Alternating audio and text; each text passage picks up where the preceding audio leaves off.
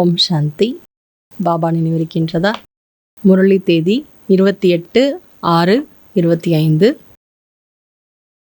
मीठे बच्चे, अपनी उन्नति के लिए रोज़ रात को सोने के पहले अपना पोता मेल देखो, चेक करो, हमने सारा दिन में कोई को दुख तो नहीं दिया है। பாபா சொல்கிறாங்க, இனிமையான குழந்தைகளே, தன்னுடைய முன்னேற்றத்திற்காக தினமும் இரவு தூங்குவதற்கு முதலில் தன்னுடைய கணக்கு வழக்குகளை பாருங்கள், செக் பண்ணுங்க. நான் முழு நாளில் யாருக்கும் துக்கம் கொடுக்கவில்லை தானே என்று செக் பண்ணி பாருங்க.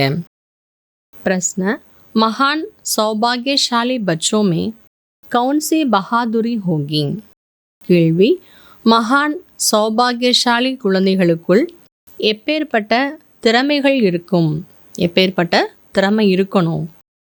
பாபா சொல்கிறாங்க, जो महान सौभाग्यशाली हैं वो स्त्री पुरुष साथ में रखते बाई बाई होकर रहेंगे, स्त्री पुरुष का बान नहीं होगा, पक्का निश्चय बुद्धि होंगे.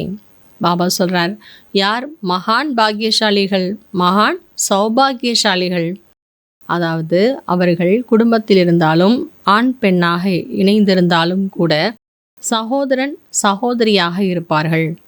ஆண் பெண் என்ற உணர்வுகளில் வரமாட்டார்கள். பக்கா நம்பிக்கை புத்தியோடு இருப்பார்கள். महान सौभाग्यशाली बच्चे जट समझ जाते हैं हम भी स्टूडेंट हैं, ये भी स्टूडेंट हैं, भाई बहन हो गए, लेकिन ये बहादुरी चल तब सकती है जब अपने को आत्मा समझें. மகான் சௌபாகியசாலி குழந்தைகள் உடனடியாக புரிந்து கொள்வார்கள், நாமும் ஸ்டூடெண்ட் தான், அவங்களும் ஸ்டூடெண்ட் தான். இப்போ குடும்பத்தில் எல்லாருமே இருந்தாலும் கூட, எந்த உறவுகளாக இருந்தாலும் பாபாவுக்கு நாம் யார்? ஸ்டூடெண்ட் தான். அப்போ நம்ம எல்லாருமே சகோதரன் சகோதரிகளாக ஆகிட்டோம். ஆனால் இந்த ஒரு திறமை கூட, இந்த ஒரு புத்திசாலித்தனம் கூட யாருக்கு இருக்குன்னா, யார் தன்னை ஆத்மான் புரிஞ்சுக்கிறாங்களோ அவங்களால தான் சரீர சம்பந்தப்பட்ட எல்லா உறவுகளுமே நமக்கு சகோதரன் சகோதரி தான். ஆத்ம ரீதியில் நம்ம எல்லாரும் சகோதரன் சகோதரர்கள் தான் என்பதை புரிஞ்சுக்க முடியும். அப்படி யார் புரிஞ்சு நடக்கிறாங்க, அவங்கள பாபா என்ன சொல்லியிருக்கிறாரு? மகான் சௌபாகியசாலிகள். கீத் முக்கடா தேக்லே பிராணி. பாடல், முகத்தை பாருங்கள் மனிதர்களே தன்னுடைய மனம் என்ற கண்ணாடியில். ஓம் சாந்தி. ये बात रोज़ रोज़ बाप बच्चों को समझाते हैं कि सोने के समय अपना पोता मेल अंदर देखो कि किसको दुख नहीं दिया और कितना समय बाप को याद किया.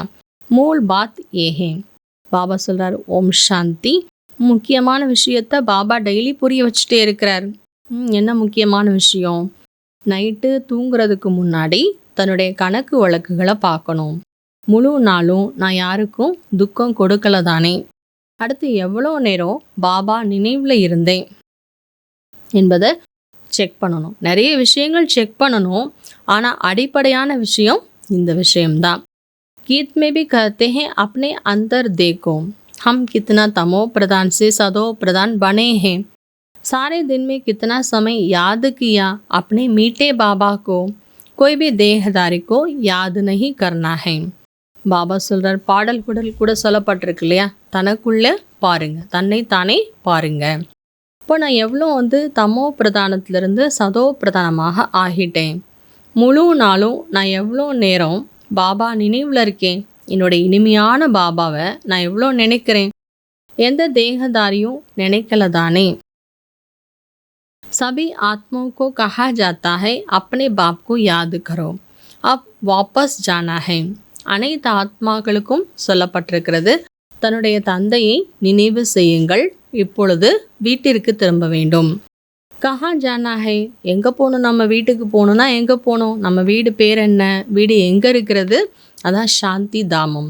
இப்போ சாந்தி தாமம் போயிட்டு நாம் புது உலகத்திற்கு வரணும். ஏதோ புராணி துனியா ஹைனா, ஏன்னா இந்த உலகம் எப்படி இருக்குது? பழைய உலகமாக இருக்கிறது. பஹோத் ஹே ஜோ 2-3-4 दिन रोज चार्ट रख फिर भूल जाते हैं. பாபா சொல்கிறாங்க, நிறைய குழந்தைங்க அப்படி இருக்காங்களாம். 2 நாள் சார்ட் வைக்கிறாங்க, 3 நாள் வைக்கிறோம், அப்புறம் மறந்து போயிடுறாங்களாம். सोचना चाहिए मुझे याद क्यों नहीं ठहरती है, सारे दिन में इतना थोड़ा क्यों याद किया। जब इस याद से हम एवर हेल्थी निरोगी बनेंगे तो क्यों न अपना चार्ट रख उन्नति पाए। பாபா சொல்கிறார், நீங்களே யோசித்து பாருங்க, பாபா நினைக்கிறதுல ஒன்றும் கஷ்டத்திற்கான விஷயம் கிடையாது. ஆனால் நான் ஏன் அப்படி மறந்து போயிடுறேன்? எனக்கு ஏன் பாபாவுடைய நினைவு நிலையாக இருக்கிறது கிடையாது? முழு நாளும் கொஞ்ச நேரம் கூட என்னால் பாபாவை நினைக்க முடியாதா? ஏன்னா நமக்கு தெரியும், இந்த நினைவின் மூலமாகத்தான் நான் ஆத்மா எப்பொழுதுமே ஆரோக்கியமான ஆத்மாவாக எவர் ஹெல்த்தியாக நிரோகியாக ஆக முடியும்னா, அப்போ நான் ஏன் டெய்லி நான் எவ்வளோ நேரம் பாபாவை நினச்சேன் என்ற சார்ட்டை வைத்து முன்னேற்றத்தை அடையக்கூடாது என்று தனக்கு தானே சொல்லி பாருங்க, யோசித்து பாருங்கிறார் பாபா. பாபா சொல்கிறாங்க, बच्चियाँ भी बहुत गिरती हैं, एकदम दुर्गति को पा लेते हैं, बात मत पूछो, इसलिए बाबा कहते बच्चे खबरदार रहो। माया कोई न कोई रूप में दरकट पकड़ लेती हैं, कोई के नाम रूप तरफ देखो भी नहीं। பாபா சொல்கிறாங்க, நிறைய குழந்தைகள் இந்த மாதிரி என்ன ஆயிடுறாங்க, மாயாவினுடைய வசத்தில் போய் துர்கதி அடைஞ்சிடுறாங்க. மாயா எந்த அளவுக்கு நம்மளை துர்கதியில் கொண்டு போய் விடும் அப்படிங்கிறத நம்ம சொல்லவே முடியாது, அந்த அளவுக்கு விட்டுரும். அதனால் பாபா சொல்கிறார், குழந்தைகளே எச்சரிக்கையாக இருங்க. மாயா ஏதாவது ரூபத்தில் பிடிச்சிக்குது. எந்த ஒரு தேகதாரினுடைய பெயர் ரூபத்திலும் நம்முடைய கவனம் போகவே கூடாது. பல் இன் ஆंखों से देखते हो परंतु बुद्धि एक बाप की याद में। वही तीसरा नेत्र मिला है इसलिए कि बाबा को ही देखो और याद करो। பாபா சொல்கிறாங்க, இந்த கண்களால் நீங்கள் யாரை பார்த்தாலும் சரி, ஆனால் புத்தியை ஒரு பாபா பக்கமாக ஈடுபடுத்துங்க. 3வது கண்கள் கிடச்சிருக்கு இல்லையா, இப்போது பாபாவை பாருங்க, பாபா நினைவு பண்ணுங்க, தேக அபிமானத்தை விட்டு விடுங்கள். बाबा का डायरेक्शन मिला है मन मना भव।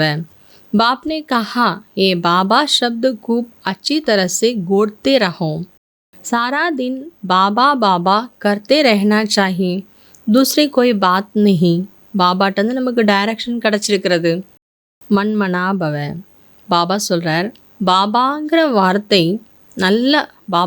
வார்த்தை நமக்குள்ள நல்லா ஆழமாக கொடுத்து நல்லா கடைஞ்சி வச்சுக்கணுங்கிறார் பாபா.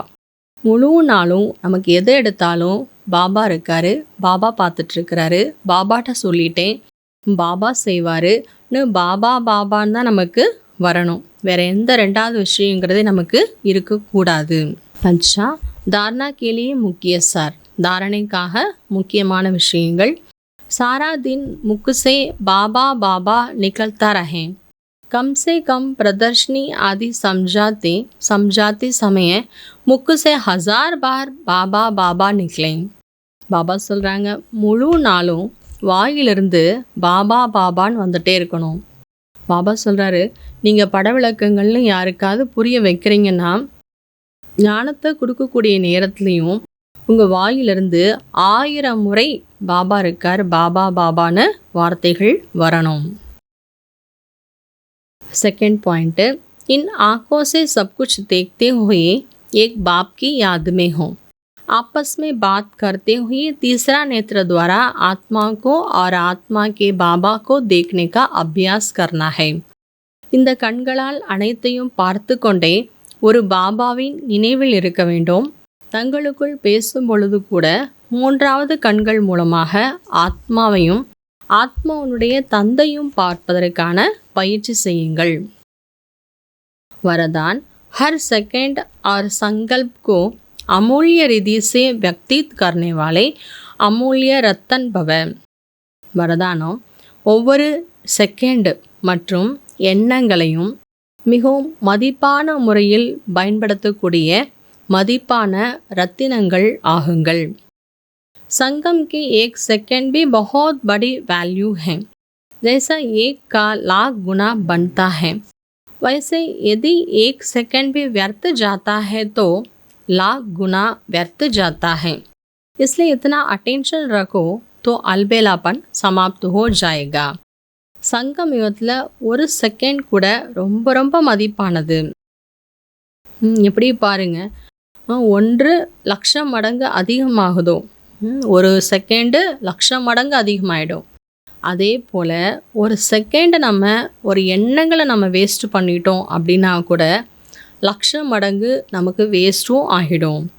அந்தளவுக்கு நமக்கு கவனம் இருந்ததுன்னா கவனக்குறைவு என்பது சமாப்தி பண்ண முடியும். சோம்பேறித்தனம் என்பது அழிஞ்சு போயிடும். अभी तो कोई किताब लेने वाला नहीं, लेकिन थोड़ा समय के बाद पश्चाताप होगा क्योंकि इस समय की बहुत वैल्यू है. பாபா சொல்கிறாங்க, இப்போ யாரும் நம்ம ஒன்றை வேஸ்ட்டு பண்ணோம், அதனால் 1000 மடங்கு வேஸ்ட்டு ஆயிடுச்சு, ஒன்றை பெஸ்ட்டாக ஆக்கணும், அப்போ 1,00,000 மடங்கு நமக்கு பெஸ்ட்டாக வந்துருச்சு என்று கணக்கு போடுறதுக்கு யாருமே இப்போ கிடையாது. ஆனாலும் புரிஞ்சுக்கணும், இன்னும் கொஞ்ச நாளைக்கு அப்புறம் நம்ம வேஸ்ட்டு பண்ணிக்கிட்டே இருந்தோன்னா, இப்போ வேஸ்ட்டு பண்ணுறது கொஞ்சம் நாளைக்கு அப்புறம் என்ன ஆகிடும், நமக்கு பக்ஷாதாபம் ஏற்படும். என்ன பக்ஷாதாபம் ஏற்படும், எனக்கு இவ்வளோ டைம் கிடச்சிச்சு, ஆனால் நான் எல்லாத்தையும் வேஸ்ட்டு பண்ணிட்டேன், ஒவ்வொரு செகண்டை வேஸ்ட்டு பண்ணிட்டேன், இல்லை பல எண்ணங்களை வேஸ்ட்டு பண்ணிட்டேன் என்று நாம் வருத்தப்படும்படியாக ஆகிடும். அதனால் தன்னுடைய ஒவ்வொரு எண்ணங்கள் ஒவ்வொரு செகண்டையும் ரொம்ப மதிப்பான முறையில் பயன்படுத்தக்கூடியவர்கள் தான் மதிப்பான ரத்தினமாக ஆக முடியும். ஸ்லோகன், जो सदा योग युक्त हैं वो सहयोग का अनुभव करते ही விஜய் பன் ஜாத்தே हैं. யார் சதா யோக யுக்தாக இருக்கின்றார்கள் அவர்கள் சகயோகத்தினுடைய அனுபவத்தை செய்து கொண்டே வெற்றியாளர் ஆகிவிடுவார்கள்.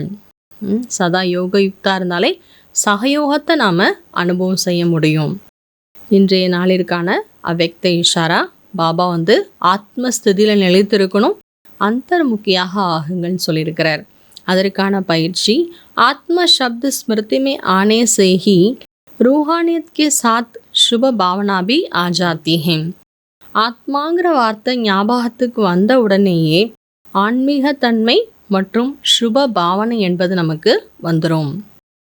நம்முடைய பார்வை தூய்மையானதாக ஆகிடும். चाहे बल कोई गाली भी दे रहा हो, लेकिन स्मृति रहे ये आत्मा तमोगुणी का पाठ बजा रहे, उससे नफरत नहीं करेंगे, उसके प्रति भी शुभ भावना बनी रहेगी.